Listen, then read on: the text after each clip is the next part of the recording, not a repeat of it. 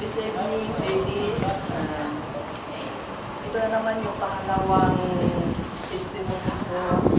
Masabi ko na may pagbabago rin, but hindi naman totally. Noon, tinanong ko sa sarili ko, kung sa pagpunta ko ba dito, ano ba mangyayari sa akin? Kung may pagbabago ba sa buhay ko? Hanggang nakilala ko ang grupo ng FBSF Ladies, Filipina Bible Study Fellowship. At nakijoin ako sa kanila ng Bible Study. Dito ko natutunan kung paano maging strong sa lahat ng pagsubok at problema na binibigay ni God sa akin.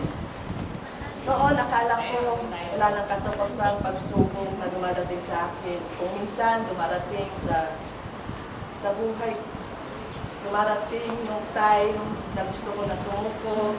Pero mas nananaig sa akin yung salita na bigad na lahat ng problema at pagsubok ay may solusyon. Kasi hindi binigay ni God itong problema na ito sa akin kung hindi ko kayang i-handle. At naisip ko din na may purpose o will sa akin si God kung bakit napagdadaanan ko lahat ng ito. Sabi nga nila, God knows everything.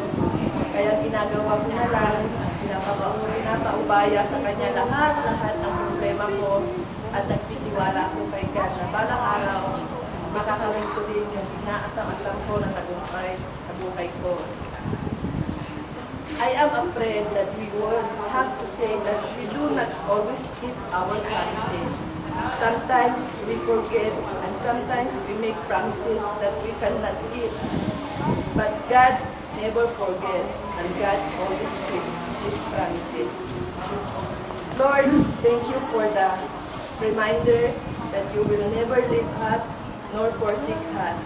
When I am afraid, I know that I can rely on your presence and power to calm my heart and overcome my fears. And thank you, Lord, for choosing to spend your divine power on the midst of my life. When I am straight, weak, teach me to trust that your mighty arms is able to guard, protect, and deliver. Amen. Thank you.